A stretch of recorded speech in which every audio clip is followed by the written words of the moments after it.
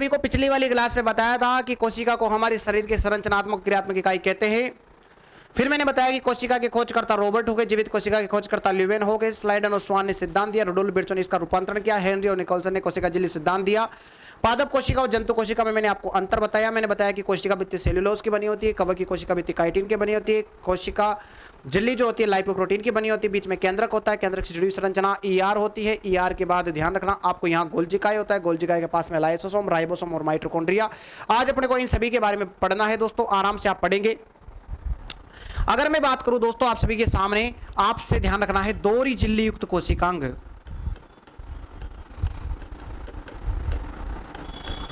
दोहरी झिल्ली युक्त कोशिकांग कौन कौन से होते हैं, ध्यान से समझना है। दोहरी झिल्ली युक्त कोशिकांग आप प्लीज ईमानदारी से पढ़ाई करें। दोहरी झिल्ली युक्त कोशिकांग दोस्तों 3 होते हैं। आज से पूछा जाए कि दोहरी झिल्ली युक्त कोशिकांग कौन कौन से होते हैं, तो 3 होते हैं।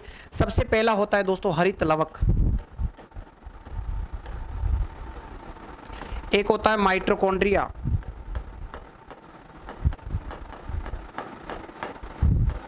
और तीसरा होता है दोस्तों केंद्रक।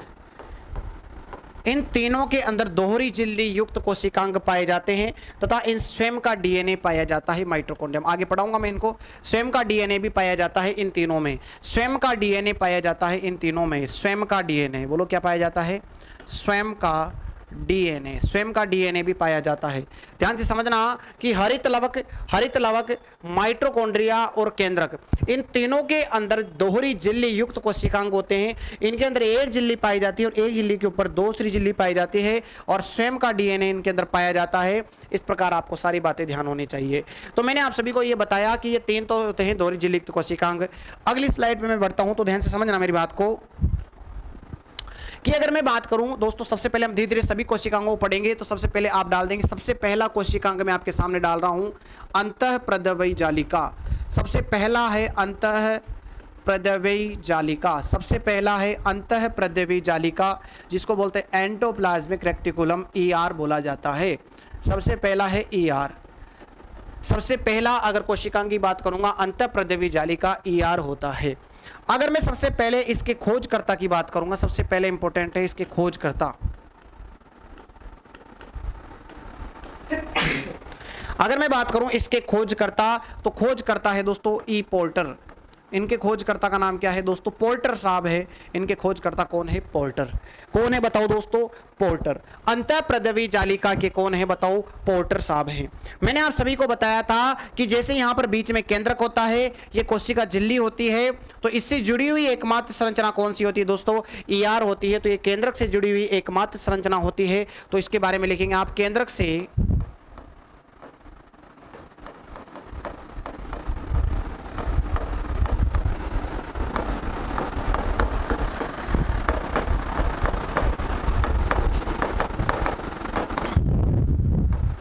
केंद्रक से जुड़ी हुई एकमात्र संरचना कौन सी होती है दोस्तों? वो होती है ईआर।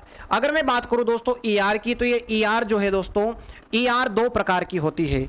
2 प्रकार की होती है। एक होती है एसईआर, स्मूथ ईआर, स्मूथ मतलब चिकनी अंतःप्रदव्य जालिका। एक होती है रफ ईआर अर्थात खुरदरी अंतःप्रदव्य जालिका। एक होती है स्मूथ अर्थात चिकनी अंतःप्रदव्य जालिका। बोलो क्या नाम बोलोगे इसका? चिकनी अंतःप्रदव्य जालिका। चिकनी अंतःप्रदव्य जालिका। और ये होती है दोस्तों, ध्यान रखना, खुरदरी अंतःप्रदव्य जालिका। अगर मैं बात करूं दोस्तों आप सभी के सामने कि अगर मैं बात करूं एसीआर और आरईआर, इन दोनों के अलग अलग काम होते हैं, दोनों के काम याद करने पड़ेंगे। अगर मैं बात करूं कि एसईआर क्या करती है, तो ये करती है दोस्तों वसा का संश्लेषण। आपसे पूछा जा सकता है कि निम्न में से कौन सा कोशिकांग वसा का संश्लेषण करता है? अगर एसीआर ऑप्शन में तो एसईआर आएगा, अगर एसीआर ऑप्शन में नहीं है तो ईआर ऑप्शन में जरूर मिलेगा। और यह करता है दोस्तों प्रोटीन का संश्लेषण। किसका करता है? प्रोटीन का संश्लेषण। ये आपको ध्यान रखना है। आप कैसे याद करोगे? देखो चिकनी क्या होती है दोस्तों? वसा होती है। चिकनी क्या होती है? वसा। चिकनी क्या होती है? जो चिकनी होती है, स्मूथ होती है, वो क्या होती है? वसा होती है। तो ध्यान रखना, चिकनी अंतःप्रदेवी जालिका किसका संश्लेषण करेगी? वसा का संश्लेषण करेगी। जबकि खुरदरा क्या होता है? प्रोटीन होता है। तो खुरदरी अंतःप्रदेवी जालिका प्रोटीन का संश्लेषण करेगी। तो अगर आपसे चिकनी बोलेगा तो वो वसा का संश्लेषण करेगी, खुरदरी किसका करेगी? प्रोटीन का संश्लेषण करेगी। इस प्रकार ER जो होता है दोस्तों अपना कंप्लीट हो जाता है। यहां तक समझ आया? बहुत क्लियर आ गया होगा समझ में। अगला कोशिकांग आपके बीच में आता है गोल्जिकाए। नंबर 2 कोशिकांग है गोल्जिकाए।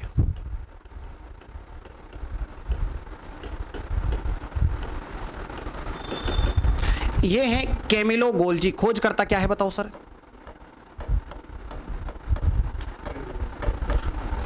Camillo Camillo Camillo Camillo Camillo Golgi. Camillo Golgi बिल्कुल वास्तव में बहुत बढ़िया मेहनत कर रहे हैं आप कैमिलो गोल्जी। और मैंने क्लास में तो इसको खतरनाक तरीके से रटाया हुआ है बच्चों को, है ना। तो कैमिलो गोल्जी ध्यान से समझना क्या करता है ये। अगर मैं बात करूं दोस्तों तो ये अपशिष्ट पदार्थों को बाहर निकाल, मैंने बताया था जैसे कोशिका भित्ति के अंदर कोशिका झिल्ली केंद्रक और यहां पर होता है गोल्जिकाए। ये गोल्जिकाए क्या करता है? अपशिष्ट पदार्थों को बाहर निकालने का कार्य करता है। अर्थात ये क्या करता है? अपशिष्ट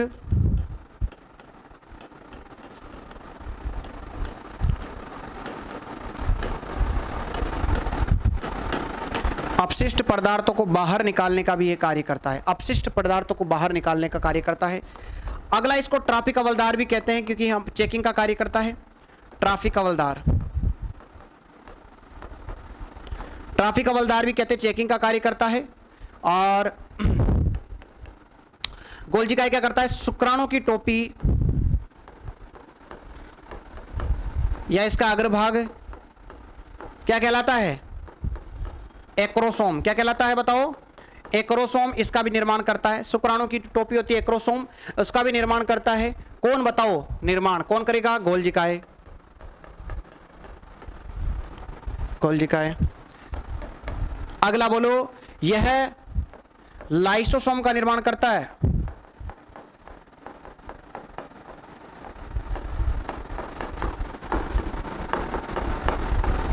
अगला बोलो, यह प्रोटीन के लिए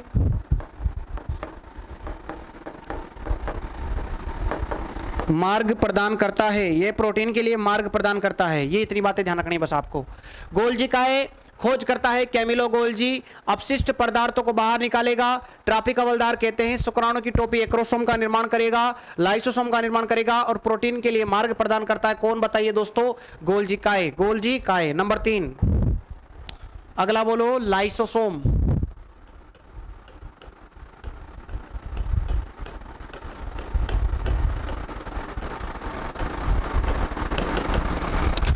लाइसोसोम की अगर मैं बात करूं आप सभी के सामने, तो लाइसोसोम की अगर मैं बात करूं दोस्तों तो इसके खोज करता है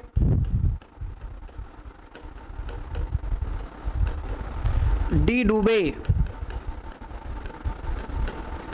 खोज करता है डी डुबे। Very good.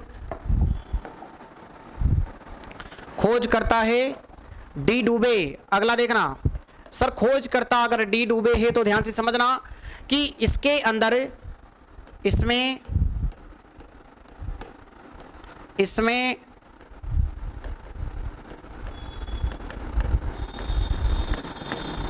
जल अपघटनी एंजाइम पाए जाते हैं। जल अपघटनी एंजाइम पाए जाते हैं। इसका मतलब यह है दोस्तों, समझना, इसका मतलब यह है डी डुबे। वेरी गुड, बहुत बढ़िया। समझना, इसमें जल अपघटनी एंजाइम पाए जाते हैं। क्यों पाए जाते हैं? ध्यान समझना, जल अपघटनी एंजाइम पाए जाने के कारण क्या होता है, जब भी कोई अपशिष्ट पदार्थ इसके अंदर प्रवेश करता है तो प्रवेश करने के कारण ये अपने आकार को परिवर्तित कर लेता है। अगर अपशिष्ट पदार्थ, दोस्तों पीडीएफ डाल देना सर, बिल्कुल, अगर आकार उसका बड़ा है तो ये अपने आप ऑटोमेटिक बड़ी हो जाती है। आकार उसका पतला सा है, हाथ अगरबत्ती पैर मोमबत्ती है, तो उसके आकार का बदल जाता है। ये कौन? लाइसोसोम। इसलिए इसको बहरूपिया भी बोलते हैं। कोशिका का बहरूपिया भी इसको बोला जाता है। और उन अपशिष्ट पदार्थों को अगर ये बाहर करती है तो उसको पहले अपने अंदर समाहित कर लेती है, और समाहित होने के बाद उसको दोस्तों क्या करती है, धीरे धीरे खाना स्टार्ट कर देती है। क्या होता है दोस्तों, इसके अंदर जल अपघटनीय एंजाइम पाए जाते हैं। जैसे मान के चलिए कि जैसे ये कोशिका है, यहां से कोई अपशिष्ट पदार्थ इसके अंदर प्रवेश कर चुका है। अब इसके अंदर जो जल अपघटनीय एंजाइम पाए जाते हैं, तो इन जल अपघटनीय एंजाइमों को इसके आसपास सारी तरफ बिखरा देती है। बिखरने के कारण क्या होती है, जल अपघटनीय एंजाइम धीरे धीरे वृद्धि करते रहते हैं, और वृद्धि होने के कारण दोस्तों वो जो अपशिष्ट पदार्थ है वो खत्म हो जाता है। लेकिन उसके साथ साथ दोस्तों ध्यान रखना, ये बेचारा ये लाइसोसोम भी कंप्लीट हो जाता है, खत्म हो जाता है। इसलिए इसको हमारी कोशिका की आत्मघाती थैली भी कहते हैं।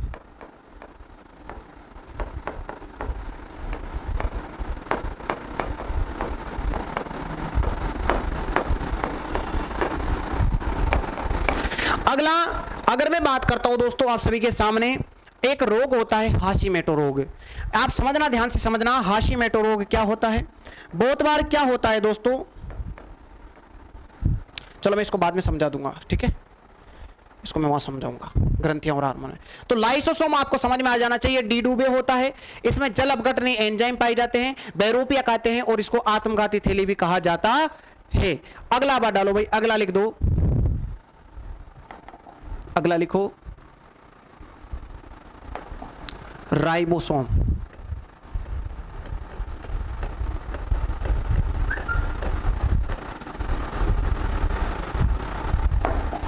राइबोसोम यह सिखा रखा है सब कुछ। यह इसके खोजकर्ता भी लिख लो डायरेक्ट। खोजकर्ता कौन है बताओ, जॉर्ज पेलेडे।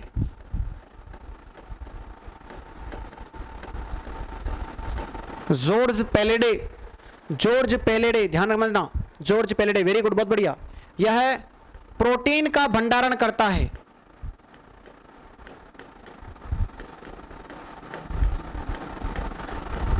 प्रोटीन को बनाता कौन है, RER, बताया था अभी, प्रोटीन का संश्लेषण करता है RER, और RER बनाने के बाद उस प्रोटीन को कौन कर देता है भंडारण, राइबोसोम। इसलिए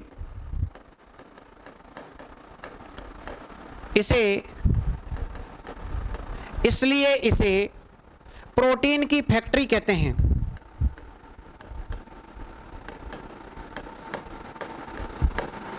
प्रोटीन की फैक्ट्री कहते हैं। यह कोशिका का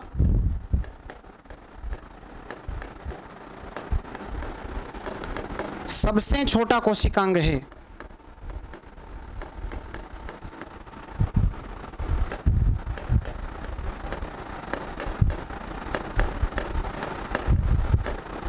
यह कोशिका का सबसे छोटा कोशिकांग होता है। तो बताओ, याद हो जाएगा आराम से। प्रोटीन का भंडारण करेगा, बनाएगा कौन, RER। मैंने बताया ना, ER के दो पार्ट होते हैं, एक RER और एक SER। SER तो क्या करता है, वसा का, और RER क्या करता है, प्रोटीन का। उस प्रोटीन को बनाने के बाद उसका जो भंडारण किया जाएगा, वो भंडारण कौन कर लेगा, राइबोसोम कर लेगा। इसे प्रोटीन की फैक्ट्री कहते हैं। और प्रोटीन का सबसे छोटा कोशिकांग भी दोस्तों कौन सा होता है, कोशिका सबसे छोटा कोशिकांग भी कौन सा होता है, राइबोसोम होता है। बोलो, क्लियर आ गया समझ में, क्लियर आ गया समझ में। अगला देखो, अगला है अपने पास, कौन सा आएगा बोलो, माइटोकॉन्ड्रिया। तो लिखो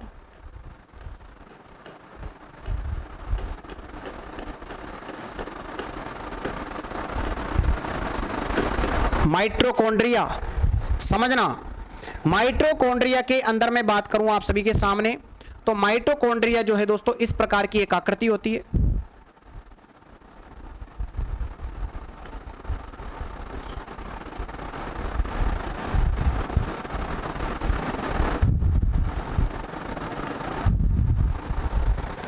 अगर मैं माइटोकॉन्ड्रिया की बात करूं तो इसके अंदर उभार नामक जो संरचना पाती, पहले तो इसका बना, इसके खोजकर्ता कौन है, अल्टमान और कोलिकर।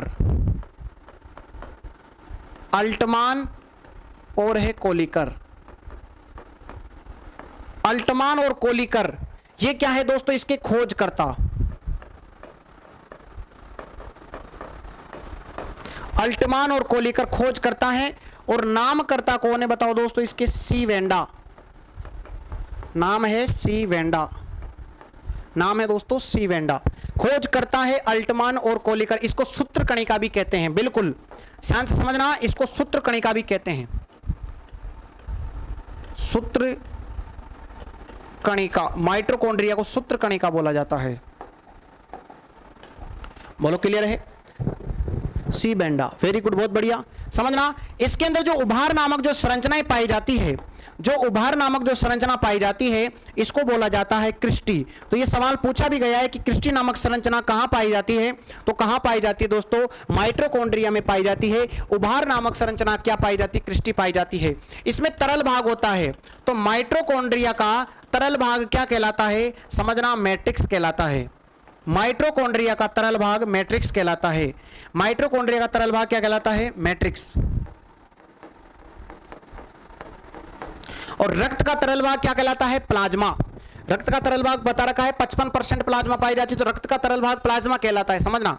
और माइटोकॉन्ड्रिया का तरल भाग मैट्रिक्स कहलाता है। सूत्र कणिका क्यों कहते हैं? समझना प्रजापति हरिओम जी, सूत्र कणिका इसका हिंदी में नाम होता है, माइटोकॉन्ड्रिया का हिंदी में नाम होता है सूत्र कणिका, क्योंकि यहां श्वसन का केंद्र पाया जाता है, इसी वजह से।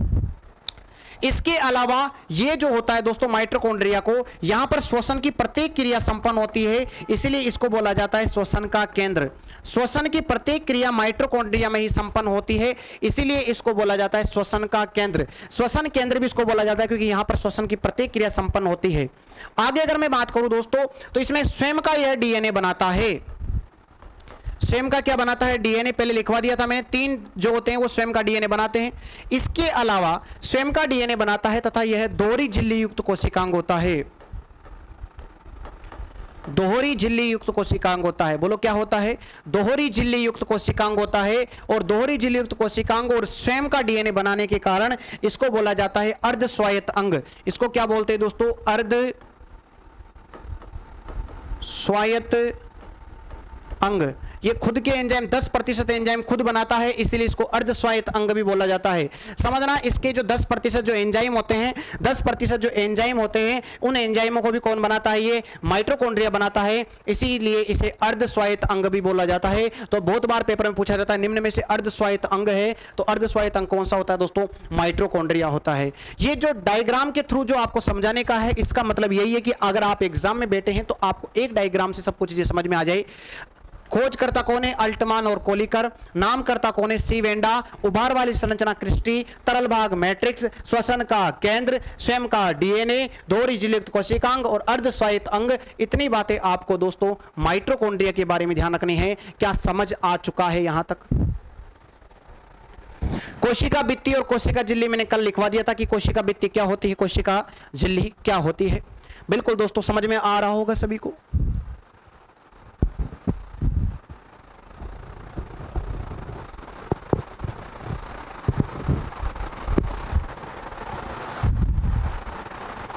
चलो अगला टॉपिक डाल दो।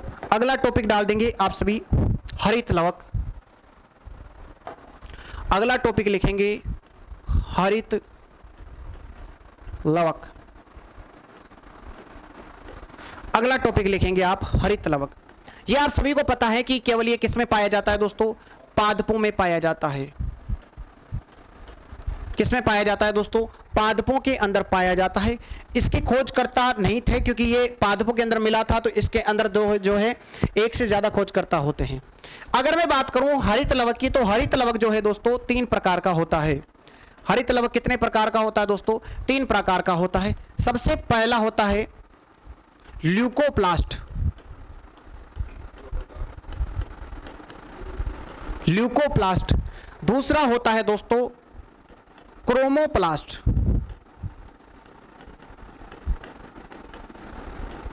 और तीसरा होता है क्लोरोप्लास्ट।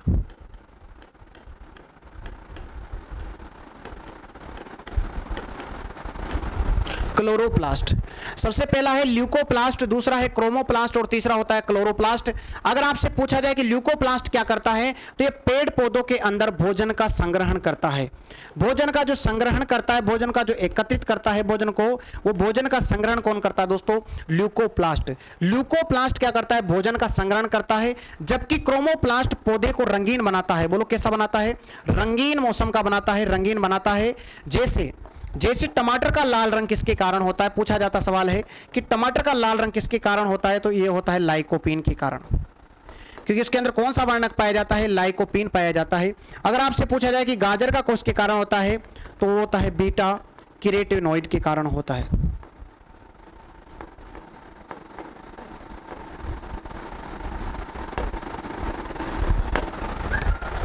राम राम भाई, राम राम, सभी का स्वागत है। बिल्कुल जबरदस्त तरीके से आप पढ़ाई करते रहे। मैं भी ज्यादा बात इसलिए नहीं कर रहा हूं, बिल्कुल ज्यादा बात इसलिए नहीं कर रहा हूं क्योंकि अभी क्या थोड़ा सा नेट का, अब आपके ज्यादा नेट चाहिए तो इस वजह से अभी भी क्या है कि इसको सिस्टम को सेट करवा करके मैं नेट का, ताकि आप ज़्यादा बात करने में आपका नेट ज़्यादा बर्बाद होगा। मैं नहीं चाहता हूं ऐसा कि आपका नेट ज़्यादा बर्बाद हो। इसीलिए दोस्तों मैं आपकी प्रत्येक तरीके से सोचता हूं, इसलिए मैं सोचता हूं कि जो चीज़ मैं 50 मिनट में पढ़ाऊं वही चीज़ मैं आपको लगभग 30 से 35 मिनट के अंदर कंप्लीट करा दूं, ताकि आपका नेट ज़्यादा खराब नहीं हो। यही दोस्तों मेरा विचार है। देखिए हरित लवक के अंदर और तीसरा आता है क्लोरोप्लास्ट। इसके कारण पेड़ पौधों का पत्तियों का रंग कैसा होता है दोस्तों, हरा होता है। तो आपसे पूछा जाता है पेपर में कि किसके कारण होता है हरा रंग, क्लोरोप्लास्ट के कारण होता है। और अगर आपको इसके अंदर तत्व पूछ लिया जाता है तो समझ लेना दोस्तों वो तत्व कौन सा होता है, मैग्नीशियम तत्व पाया जाता है, Mg+2 तत्व पाया जाता है, मैग्नीशियम तत्व पाया जाता है। ये तीनों सवाल यहां से अब तक विभिन्न एग्जामों में पूछे गए हैं।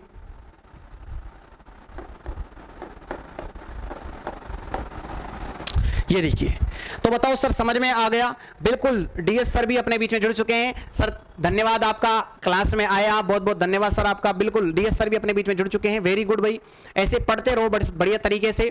मैंने बताया दोस्तों हरित लवक की अगर मैं बात करता हूं तो हरित लवक केवल पादपों में पाया जाता है। हरित लवक केवल पादपों में पाया जाता है। ध्यान से समझना, यह 3 प्रकार का होता है। सबसे पहला है ल्यूकोप्लास्ट। ल्यूकोप्लास्ट भोजन के संग्रहण का कार्य करता है, अर्थात पेड़ पौधों के अंदर जो आपसे पूछा जाएगा कि पौधे का कौन सा भाग, हरित लवक का कौन सा भाग भोजन का संग्रहण करता है, तो वो ल्यूकोप्लास्ट होता है। पेड़ पौधों को रंगीन करने का कार्य, जैसे टमाटर तो लाल लाल रे लाल लाइकोपिन, टमाटर तो लाल लाल रे लाइकोपिन, ला से लाल ल से लाइकोपिन, तो टमाटर तो लाल लाल रे मतलब लाइकोपिन। और गाजर को क्या बोलते हैं, गाजर किस में पड़ी है, कैरेट में पड़ी है। किस में पड़ी है, कैरेट में पड़ी है। तो ऐसे ध्यान रखना कि गाजर किसके कारण होता है, बीटा कैरोटीनॉइड के कारण। गाजर कहां पड़ी है, कैरेट में पड़ी है, तो बीटा कैरोटीनॉइड के कारण। और टमाटर कैसा है, लाल है, तो ल से लाल ल से लाइकोपिन, लाइकोपिन। ये दोनों ध्यान रखना, ये दोनों भी पूछे जाते सवाल है। अगले बोले कि क्लोरोप्लास्ट, पत्तियों का हरा रंग क्लोरोप्लास्ट के कारण होता है। और तत्व कौन सा पाया जाता है, मैग्नीशियम+2 और मैग्नीशियम होता है। बताओ यहां तक समझ में आया क्या, बोलो आया? चलो आगे बस बढ़ते हैं भाई। अगला आता है अपने पास केंद्रक। बोलो क्या आता है अपने पास अगला, केंद्रक पाया जाता है। केंद्रक न्यूक्लियस होता है और केंद्रक होता है। बिल्कुल आराम से पढ़ते जाओ, बढ़िया तरीके से नोट्स बनाओ, पढ़ते जाओ। देव क्लासेस आपकी सेवा के लिए हमेशा तत्पर है। समय से आपको कोर्स कंप्लीट करके और बिल्कुल एकदम शानदार तरीके से आपको दिया जाएगा। प्रत्येक फैकल्टी जो है वो अपनी जी जान लगा रही है दोस्तों। अगर आपको अच्छा लग रहा है, मान के चलिए कि आपको पढ़ करके आपको अच्छा लग रहा है दोस्तों, तो आप ऐसा सोच सकते हैं कि आप अन्य भी विद्यार्थियों को जोड़े दोस्तों, कि उनकी दुआएं आपको दोस्तों बहुत आगे ले जाएगी। क्योंकि आज की दुनिया में दोस्तों दवाओं से ज्यादा दुआएं काम करती है। तो आप कर सकते हैं दोस्तों अपना कार्य और प्रत्येक बच्चे को जोड़ सकते हैं, ताकि राजस्थान के कोने कोने में देव क्लासेज पहुंच सके दोस्तों। इतना सा आप काम कर सकते हैं। सबसे पहले दोस्तों इसके खोजकर्ता मैं आपको लिखवा देता हूं। तो ये इसके खोजकर्ता आप सभी को पता है, कौन है बताओ, खोजकर्ता कौन है, रॉबर्ट ब्राउन। बोलो कौन है बताओ सर, रॉबर्ट ब्राउन है। खोजकर्ता कौन है दोस्तों, रॉबर्ट ब्राउन है। खोजकर्ता अगर आपसे पूछा जाए तो वो खोजकर्ता कौन है दोस्तों, रॉबर्ट ब्राउन नामक खोजकर्ता है। बिल्कुल वेरी गुड, बहुत बढ़िया भाई। अगर मैं बात करूं दोस्तों, अगर मैं केंद्रक की बात करता हूं तो यह एक प्रकार का दोहरी झिल्ली युक्त कोशिकांग होता है। लिखवा रखा है मैंने, दोहरी झिल्ली युक्त कोशिकांग, दोहरी झिल्ली युक्त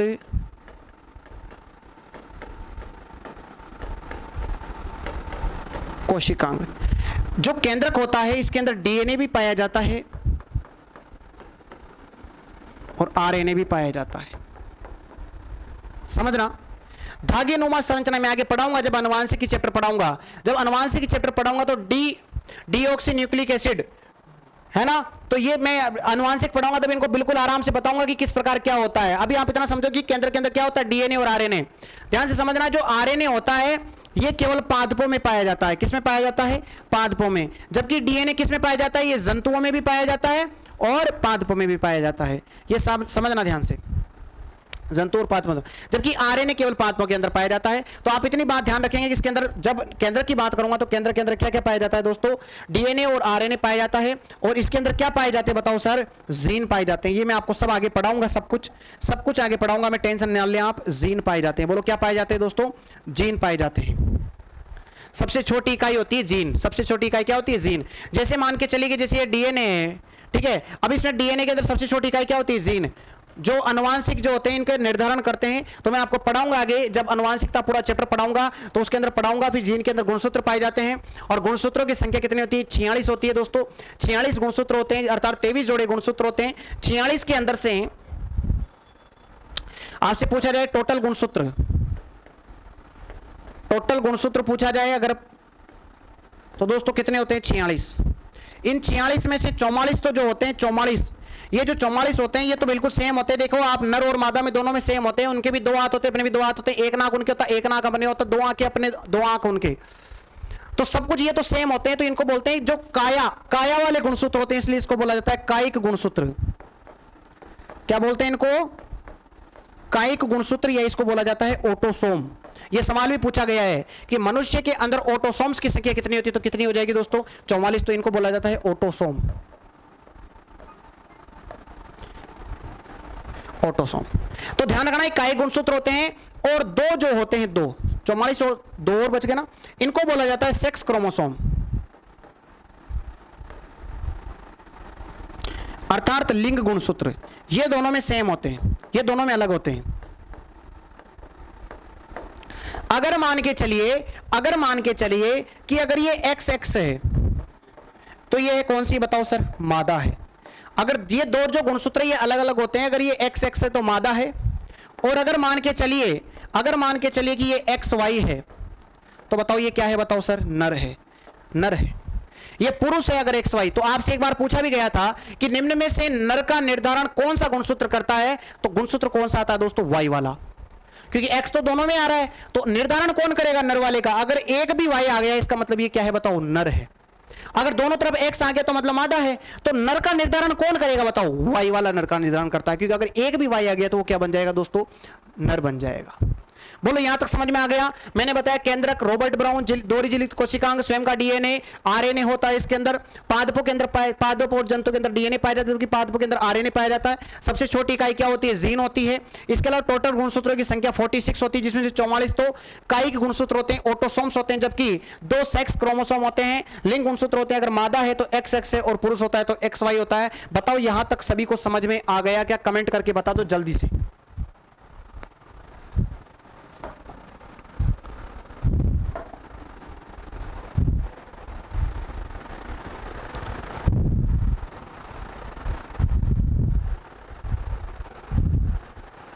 जी सर, वेरी गुड भाई, बहुत बढ़िया। तो दोस्तों आज की क्लास को हम यहीं तक रखेंगे। उससे पहले मैं आपको बता दूं कि कल की क्लास में हम क्या क्या पढ़ने वाले हैं। कल की क्लास में एक तो रसदानी के बारे में पढ़ेंगे, अपन 3 प्रकार की रसदानी होती है, तो एक तो रसदानी के बारे में पढ़ेंगे, खाद्य रिक्तिका वगैरह वगैरह, रसदानी या रिक्तिका।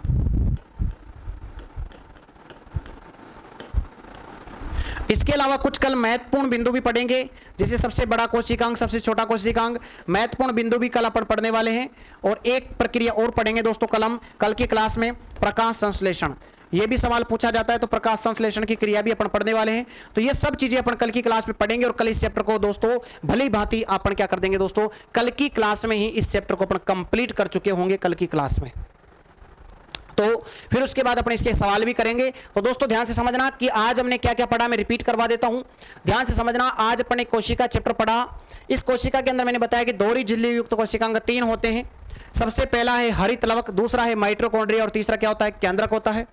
केंद्रक होता है। फिर मैंने अगली स्लाइड में आपको पढ़ाया कि अंतःप्रदवी जालिका के खोजकर्ता कौन है, ई पोर्टर हैं, पोर्टर साहब हैं। ये केंद्रक से जुड़ी हुई एकमात्र संरचना होती है। 2 प्रकार की होती है, SER और एक RER होती है। S का मतलब स्मूथ, और स्मूथ क्या होती है, वसा, और R का मतलब होता है रफ, रफ का मतलब क्या होता है, प्रोटीन। अगला देखते हैं, मैंने गोल्जी का ही पढ़ाया, केमिलो गोल्जी है, अपशिष्ट पदार्थों को बाहर निकालता है, ट्राफिक हवलदार कहते हैं, शुक्राणु की टोपी को एक्रोसोम का निर्माण करता है, यह लाइसोसोम का निर्माण करेगा, और प्रोटीन के लिए मार्ग भी कौन प्रदान करता है, गोल्जी का ही करता है। फिर मैंने बताया कि लाइसोसोम, इसके खोजकर्ता कौन है? डी डुबे है। जल अपघटनीय एंजाइम इसमें पाई जाती है, इसको बेरूपिया कहते हैं। और आत्मघाती थैली भी किसे कहते हैं दोस्तों? लाइसोसोम को कहते हैं। फिर मैंने बताया कि राइबोसोम के खोजकर्ता कौन है? जॉर्ज पेलेडे हैं। सबसे छोटा कोशिकांग होता है, प्रोटीन की फैक्ट्री और प्रोटीन का भंडारण भी कौन करता है? राइबोसोम करता है। फिर मैंने बताया अगली में माइटोकॉन्ड्रिया, माइटोकॉन्ड्रिया के अल्टमान और कोलिकर खोज करता है। नाम किसने दिया था? सी वेंडा ने इसका नाम दिया था। उबार वाली संरचनाओं को किस्टी कहते हैं, तरल भाग को मैट्रिक्स कहते हैं, श्वसन का केंद्र होता है, स्वयं का डीएनए और देवरी झिल्ली कोशिकांग पाए जाने के कारण इसको अर्धस्वायत्त अंग भी बोला जाता है। अगला मैं बात करूं दोस्तों आप सभी के सामने, तो हरित लवक 3 प्रकार का होता है। सबसे पहला है ल्यूकोप्लास्ट, भोजन का संग्रहण। क्रोमोप्लास्ट, रंगीन बनाता है। ट से टमाटर, ट से लाल, ल से लाइकोपिन। गाजर किस में रखेंगे? कैरेट में रखेंगे। क्लोरोप्लास्ट में हरा रंग होता है पत्तियों का। तत्व कौन सा होता है? मैग्नीशियम पाया जाता है। फिर मैंने बताया कि केंद्रक रॉबर्ट ब्राउन खोज करता है। दोहरी झिल्ली युक्त कोशिकांग, आरएनए और डीएनए पाए जाते हैं। गुणसूत्रों की संख्या 46 होती है। 44 तो कायिक गुणसूत्र होते हैं और 2 कौन से होते हैं? लिंग गुणसूत्र होते हैं। अगर मादा है तो XX होगे, अगर नर है तो XY होगा। कल की क्लास में हम रसदानी, रिक्तिका और महत्वपूर्ण बिंदु और प्रकाश संश्लेषण पढ़ने वाले हैं, और कल इस कोशिका के चैप्टर को क्या कर देंगे? कंप्लीट कर देंगे। सभी क्लासें आपको समझ में आ रही होगी। तो दोस्तों अब मैं आपके बीच से अलविदा लेता हूं। धन्यवाद, राम राम, राधे राधे, जय श्री कृष्णा। और इसी प्रकार पढ़ते रहें, हंसते रहें, मुस्कुराते रहें, अपने माता पिता और गुरुजनों का सम्मान करें और मेहनत करते रहें दोस्तों। थैंक यू, धन्यवाद दोस्तों।